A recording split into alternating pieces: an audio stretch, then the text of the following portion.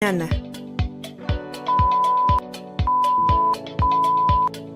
Te doy la bienvenida a La Luciérnaga Artística, el podcast donde hablaremos sobre literatura, arte y cultura. Conducido por tu amiga Lucía Mejido. Sígueme en todas mis redes sociales.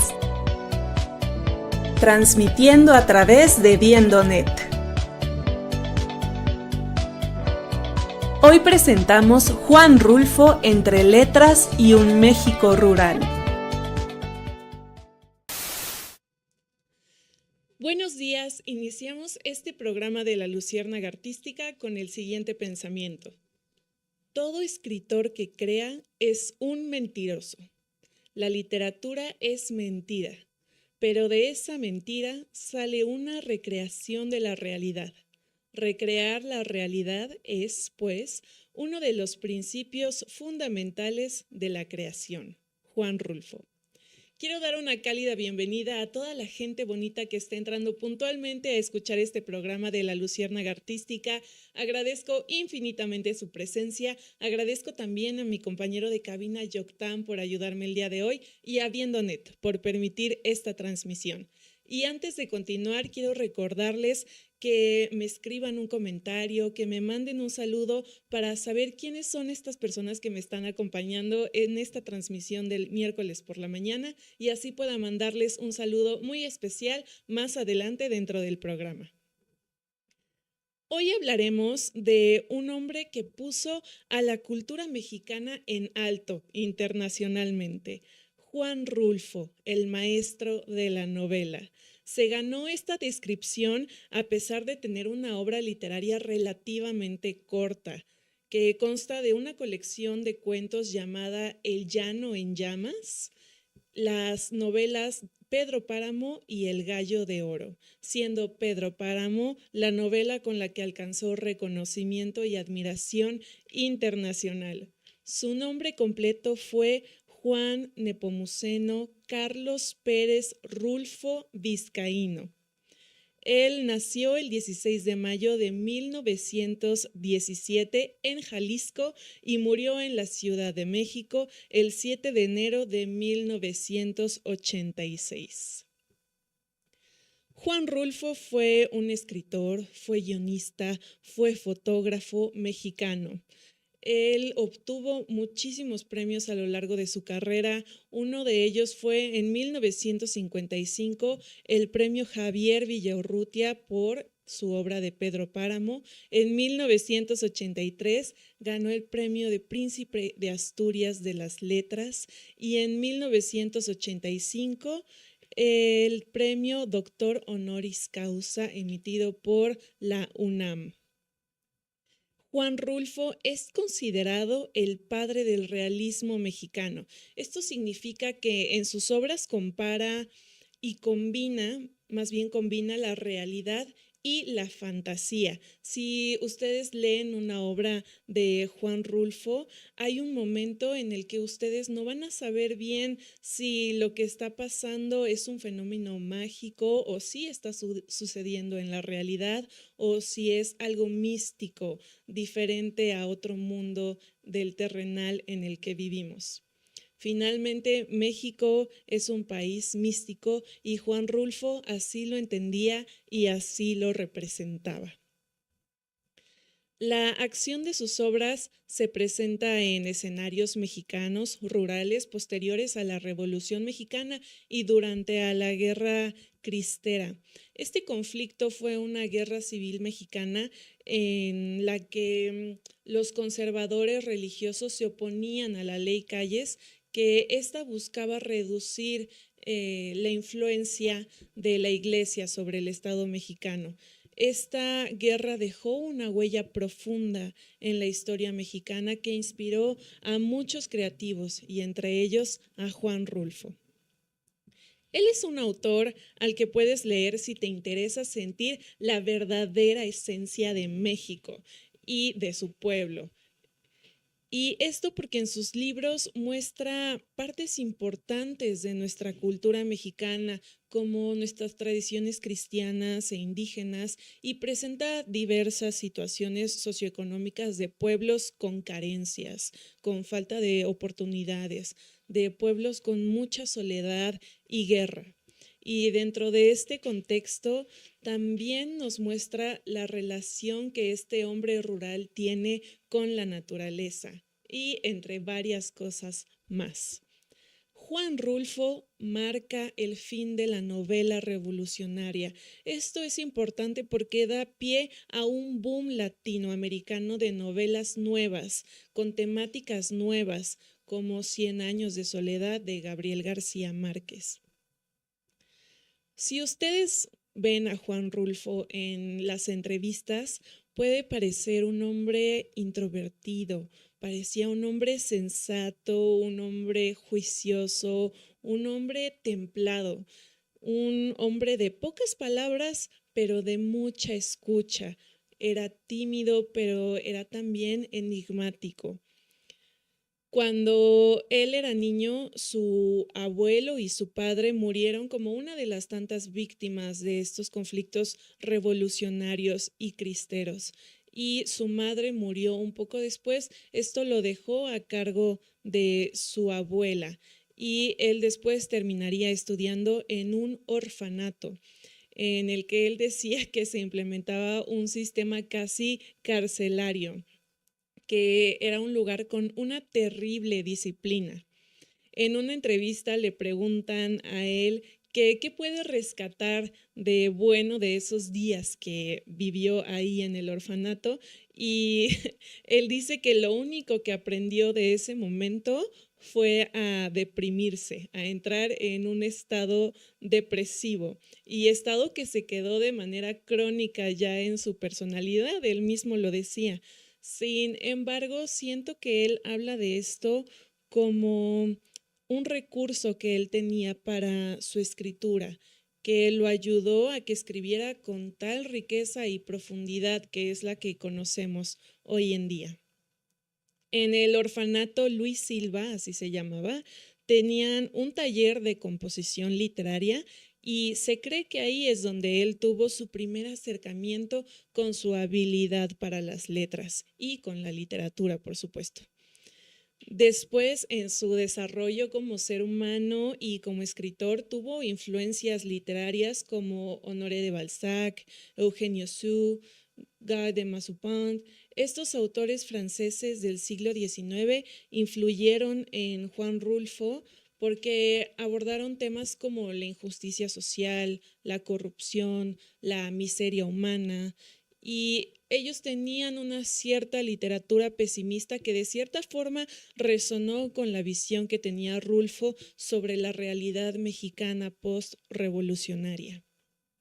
De escritores del siglo XX tenemos a William Faulkner, que fue un escritor estadounidense, y este fue un escritor que tuvo una gran influencia en Juan Rulfo, porque ambos compartieron un interés por explorar la historia y la cultura de sus regiones de origen y representarlas a través de personajes complejos y de ambientes rurales, sobre todo. Faulkner, con su técnica de el monólogo interior y su creación de mundos ficticios, inspiró en gran manera a Rulfo para que él pudiera encontrar su propio estilo narrativo.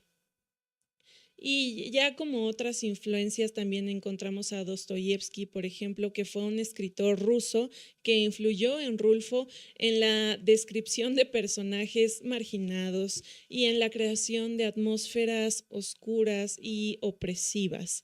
Y Giovanni Boccaccio, en el Decamerón de Boccaccio, fue uno de los libros favoritos de Rulfo en su juventud.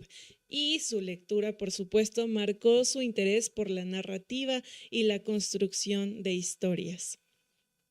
Y bueno, después de todo esto que les cuento, ustedes podrían creer o podría parecer que Juan Rulfo siempre estuvo dedicado a la escritura. Y tal vez sí en mente y en alma, pero antes de sentarse a escribir por completo tuvo diferentes oficios. Él fue agente de migración, fue recaudador de rentas, fue vendedor de neumáticos y en la guerra estuvo a cargo de la tripulación de los barcos de refugiados que llegaban a México desde Alemania e Italia. Y aquí quiero hacer una pausa para recordarles que la herramienta de un creador es todo, absolutamente todo lo que ha vivido, todas sus experiencias. Rulfo, gracias a los viajes que hacía como vendedor de neumático y como todas las profesiones y oficios que tuvo antes, pudo conocer muchos lugares de la República Mexicana y fotografiarlos y usarlos como una herramienta creativa para sus obras literarias. Todo este aprendizaje lo llevó hacia allá. Desde 1934, Juan comenzó con sus primeros pasos literarios. Él colaboró con la revista Americana, pero fue en 1940 cuando Rulfo por fin decidió dedicarse a escribir algo más extenso. Fue entonces que escribió una novela sobre la Ciudad de México que se titulaba Una estrella junto a la luna. Pero él mismo destruyó esta novela antes de publicarla con el argumento de que era muy mala y sin embargo esto no lo detuvo, siguió escribiendo algunos cuentos que se publicarían en distintas revistas. Y en este momento voy a hacer una pausa para revisar los comentarios y enterarme de quiénes son las personitas que me están acompañando el día de hoy en mi transmisión. Vámonos a Facebook y en Facebook tenemos a Julieta Rivera, Víctor Rivera, Guillermina, Patti Engler, Patricia de Gandiaga. Muchas gracias por estar el día de hoy en esta transmisión de La Luciérnaga Artística. Agradezco muchísimo su presencia y sus comentarios. Y vámonos a YouTube. En YouTube algunas personas que tenemos. Pilar Armenta, excelente tema, felicidades. Muchas gracias, Pilar, me alegra mucho leerte por primera vez, no te había leído, bienvenida al programa. Ricardo Acevedo, un fuerte abrazo, un saludo, Ricardo Acevedo, ingeniero, me da mucho gusto que haya entrado. Pax Armenta, Adriana Rivera, Dominga Sánchez Sandoval, Domi, un saludo, Adriana, un saludo. Muchas gracias por estar el día de hoy acompañándome y continuamos con este tema, Juan Rulfo.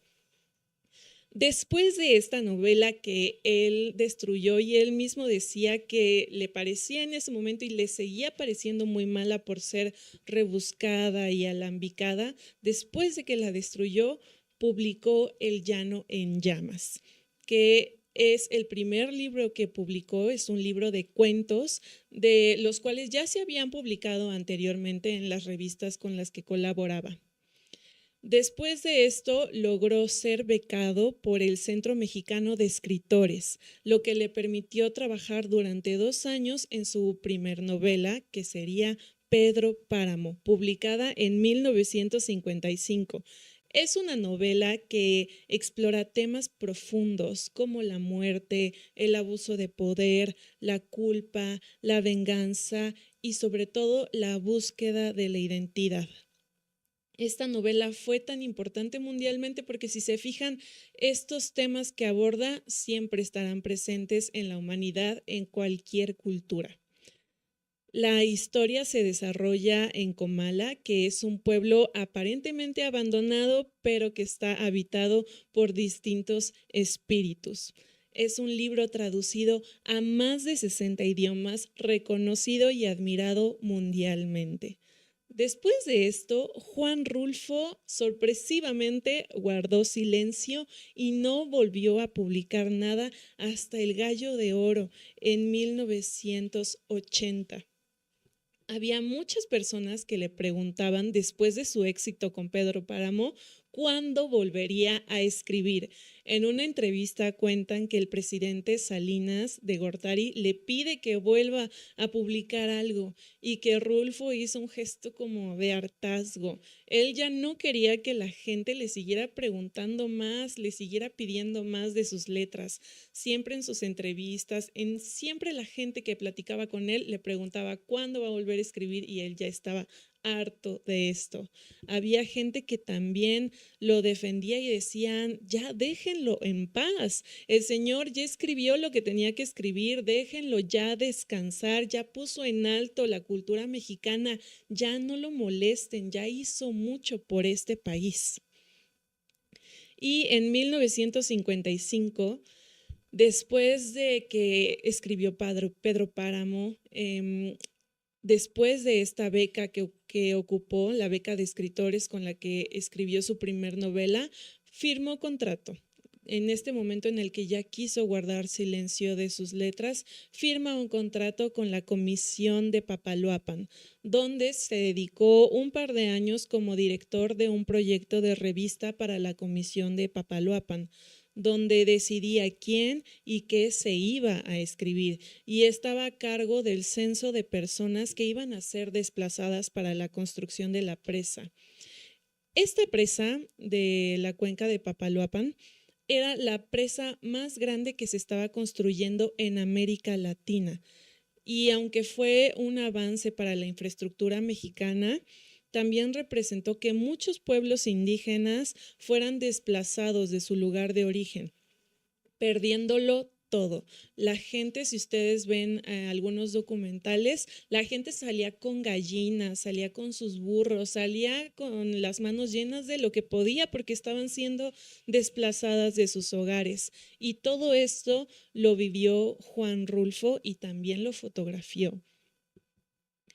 Luego de su participación con la Comisión de Papaloapan, se dedicó a editar libros de antropología social para el Instituto Nacional Indigenista. Recuerden que toda su vida activa laboralmente, Rulfo estuvo viajando y fotografiando lo que podía de sus viajes hacia el México rural.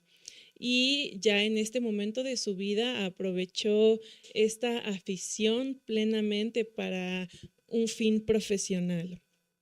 Se publicaron alrededor de 235 libros que hablaban sobre las entonces 56 comunidades indígenas del país. Hoy en día hay alrededor de 68 pueblos indígenas reconocidos en el país y Juan Rulfo hizo su labor ayudando a la edición de estos libros. Gracias a todo esto que yo les cuento, el legado de Rulfo es importante por ser un pilar en la literatura americana. Como pionero del realismo mágico, que ya les mencioné, por su exploración de temas universales, por su innovación con la narrativa, buscando que hubiera historias no lineales, que inventaron una nueva forma de lectura. También por su representación de la realidad mexicana y por su influencia en los próximos novelistas como Gabriel García Márquez. Como fotógrafo, su legado es importante. En su obra va retratando a las comunidades indígenas y toda esta obra fotográfica tiene un valor invaluable. Después de su muerte, encontraron alrededor de 7,000 negativos en una caja de cartón, donde se refleja su curiosidad, su amor y su pasión por los pueblos indígenas mexicanos. A mí me da la impresión de que Rulfo nunca quiso en realidad mostrarse como fotógrafo, nunca se pensó como fotógrafo, nunca fue su fin profesional. Vaya, a eso me refiero. Sin embargo, él como su hobby resultó que al final dejó un legado de investigación de los pueblos indígenas muy importante que se quedó plasmado en su obra fotográfica.